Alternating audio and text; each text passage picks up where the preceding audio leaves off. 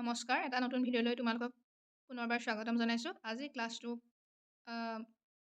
হ'ব তোমালোকৰ চতুৰ্থ শ্ৰেণীৰ পাঠ নং 11 ব্ৰহ্মপুত্ৰ নামৰ লেচনটোৰ ওপৰত। যিহেতু তোমালোকৰ পৰীক্ষা চমু চাপিছে, গতিকে মই এই লেচনটো অলপ আলোচনা কৰি দিওঁ বুলি এটা ভিডিঅ' প্ৰস্তুত কৰিলোঁ। ঠিক আছে, ইয়াৰ প্ৰথম লাইনটো ষ্টাৰ্ট হৈছে যে অসম এখন নদীমাতৃক দেশ, অসমৰ প্ৰধান নদী ব্ৰহ্মপুত্ৰ। এই নদী অসমৰ পূবে শদিয়াৰ পৰা পশ্চিমে ধুবুৰী জিলালৈকে বৈ গৈছে। পুৰণি আখ্যান মতে ব্ৰহ্মপুত্ৰ ব্ৰহ্মাৰ পুত্ৰ। ব্ৰহ্মাৰ পুত্ৰ হোৱাৰ বাবে এই নদীক নদ বুলি কোৱা হয়। এতিয়া তোমালোকে এটা কথা মন কৰিবা যে আমাৰ ভাৰতবৰ্ষত যিমানকেইখন নদী আছে প্ৰধান সেই সকলো নদীৰ নামবিলাক কেনেকুৱা? গংগা, যমুনা, গোদাবৰী, কৃষ্ণা, কাবেৰী, হয়নে? কিন্তু সেই নদীবিলাক আৰু ব্ৰহ্মপুত্ৰ নদী, ইয়াৰ মানে পাৰ্থক্যটো কি চোৱা? এই নদীখনক নদ বুলি কোৱা হয়, মানে ব্ৰহ্মপুত্ৰ নদীক পুলিংগ বুলি ধৰা হয়, হয়নে? কিন্তু ব্ৰহ্মপুত্ৰ নদীখনক কিয় নদ বুলি কোৱা হয়? যে ব্ৰহ্মাৰ পুত্ৰ হোৱাৰ বাবে এই নদীক নদ বুলি কোৱা হয়। এতিয়া ইয়াৰ উৎপত্তি ক'ৰ পৰা হৈছে সেইটো গুৰুত্বপূৰ্ণ, হয়নে? ব্ৰহ্মপুত্ৰ হিমালয় পৰ্বতৰ মানস সৰোবৰৰ পৰা ওলাইছে। ই বিভিন্ন ঠাইৰ মাজেৰে বৈ আহোঁতে বিভিন্ন নাম লৈছে। অসমত কি বুলি জনা যায় কৈছে? অসমত ইয়াক লুইত নামেৰেও জনা যায়। অসমৰ বহুতো উপনদী এই নদীত পৰিছেহি। ইয়াৰ ফলত ব্ৰহ্মপুত্ৰ নদী অধিক শক্তিশালী আৰু বিশাল হৈ উঠিছে। ব্ৰহ্মপুত্ৰৰ উপনদীবিলাকৰ ভিতৰত সোৱণশিৰি, কপিলী, দিচাং, দিখৌ, দিহিং, দিবং, ভোগদৈ, ধনশিৰি, ভৰলী, পাগলাদিয়া, মানাহ, আই আদিয়ে উল্লেখযোগ্য। হিমালয়ৰ চিৰতুষাৰ অঞ্চলৰ পৰা ওলোৱা বাবে ব্ৰহ্মপুত্ৰত 12 মাহে পানী থাকে। ঠিক তেনেদৰে ৰাছিয়াৰ ভলগা নদীতো 12 মাহে পানী থাকে। এতিয়া অসমৰ নদী ব্ৰহ্মপুত্ৰ নদীখনত কি হয়? পানী বছৰৰ গোটেই কেইমাহতে থাকে, হয়নে? তেনেধৰণৰ আন এখন 12 মাহে পানী থকা নদী হৈছে কি? ৰাছিয়াৰ ভলগা নদী। এতিয়া যদি কয় তোমালোকক প্ৰশ্ন সোধে যে ভলগা নদী কোনখন দেশত আছে, তেতিয়া তোমালোকে উত্তৰটো কি দিবা? ভলগা নদীখন ৰাছিয়া দেশত আছে, হয়নে? তাৰপাছত নেক্সট কৈছে যে অসমৰ কেইবাখনো নগৰ এই নদীৰ পাৰতে গঢ়ি উঠিছে। এইবোৰৰ ভিতৰত গুৱাহাটী, ডিব্ৰুগড়, তেজপুৰ, ধুবুৰী আদিয়ে প্ৰধান। পৃথিৱীৰ আটাইতকৈ ডাঙৰ নদীদ্বীপ মাজুলী। এইটো গুৰুত্বপূৰ্ণ প্ৰশ্ন। পৃথিৱীৰ আটাইতকৈ ডাঙৰ নদীদ্বীপ কি হয়? মাজুলী। এই মাজুলী ব্ৰহ্মপুত্ৰৰে সৃষ্টি। বাৰিষা কালত হোৱা ধাৰাসাৰ বৰষুণৰ ফলত ব্ৰহ্মপুত্ৰৰ পানীভাগ উফন্দি উঠে। তাৰ ফলত বানপানীৰ সৃষ্টি হয়। বানপানীয়ে কাষৰীয়া অঞ্চল বুৰাই পলস পেলায়। এই পলসে অসমৰ মাটি সাৰুৱা কৰে।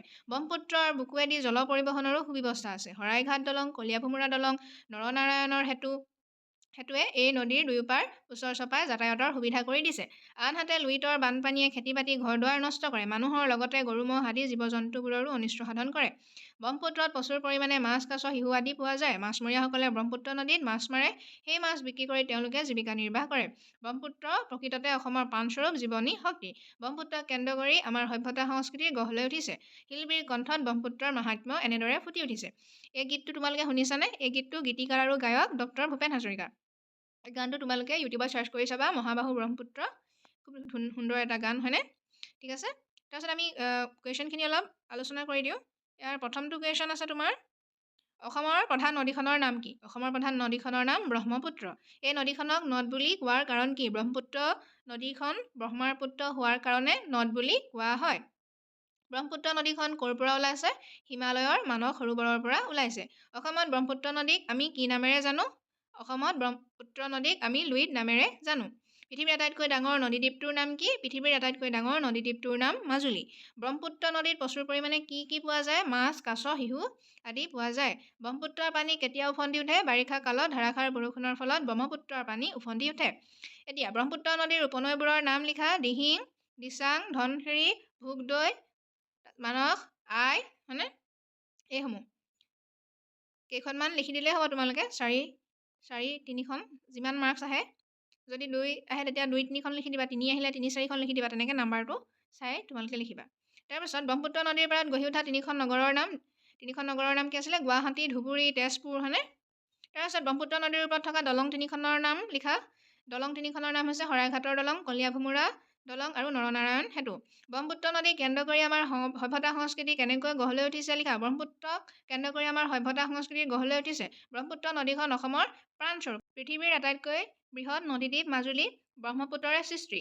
মাজুলী হৈছে সত্ৰীয়া সংস্কৃতিৰ কেন্দ্ৰস্থল। অসমৰ বিখ্যাত 4 সত্ৰৰ মিলনভূমি মাজুলী হৰিনামৰ বৰভেটি। বিভিন্ন সত্ৰ, থান, নামঘৰেৰে পৰিপূৰ্ণ।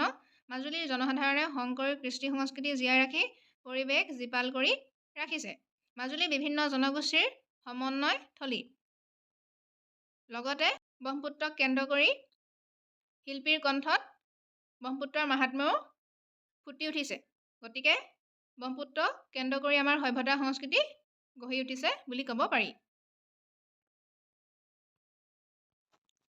এতিয়া তোমালোকৰ শব্দ ভাণ্ডাৰ আৰু অভিধান চাই অৰ্থ লিখা। এই ধাৰাসাৰ মানে নেৰানেপেৰা, পৰিবহণ মানে যাতায়াতৰ ব্যৱস্থা, হয়নে? নদী মাতৃক মানে নদী প্ৰধান, সভ্যতা মানে কি আছিলে? সৎ গুণ আচৰণ মানে উফন্দি মানে ফুলি উঠা, অন্যতম মানে তোমালোকৰ কিতাপত এইটো আছে। জীৱিকা মানে কি? পেচা, বৃত্তি, আৰু সংস্কৃতি মানে কি? এইটো তোমালোকৰ কিতাপত আছে। ঠিক আছে? তোমালোকে কিতাপৰ একেবাৰে শেষত চাবা এই শব্দবিলাকৰ অৰ্থ আছে। মাত্ৰ তোমালোকৰ অৰ্থ নাছিলে সেই জীৱিকা, পৰিবহণ আৰু সভ্যতাৰ আছিলে। সভ্যতাৰ মানে অৰ্থটো নাই। গতিকে পৰিবহণ মানে হৈছে কি? যাতায়াতৰ ব্যৱস্থা। তাৰপাছত জীৱিকা মানে বৃত্তি, পেচা বা জীৱন নিৰ্বাহৰ উপায়। তাৰপাছত তোমাৰ সভ্যতা। সভ্যতা মানে কি? তোমাৰ গুণ আচৰণ। ইয়াৰ পাছত তোমালোকৰ এইকেইটা যুক্তাক্ষৰ আছে।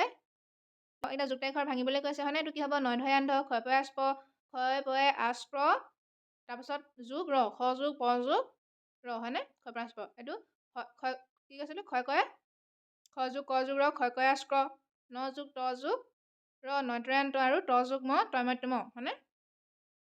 ত যোগ ম, তয়মত্য ম। তাৰপাছত এইকেইটাৰ তোমালোকৰ যুক্তাক্ষৰ এইকেইটাই আছিলে। এইকেইটা গুৰুত্বপূৰ্ণ যুক্তাক্ষৰ। এইকেইটা তোমালোকক ভাঙিব দিবও আহিব পাৰে। ঠিক আছে? আশা কৰিছোঁ তোমালোকে বুজি পাইছা। এই জানু আহাটো অতি গুৰুত্বপূৰ্ণ। তোমালোকে জানু আহাকেইটা চাই যাবা, আৰু লগতে মাজুলীৰ ওপৰত যিটো জানু আহা দিছে এই বিষয়ে তোমালোকে পঢ়ি যাবা। ঠিক আছে? এতিয়া মাজুলী পৃথিৱীৰ বৃহত্তম নদীদ্বীপ, হয়নে?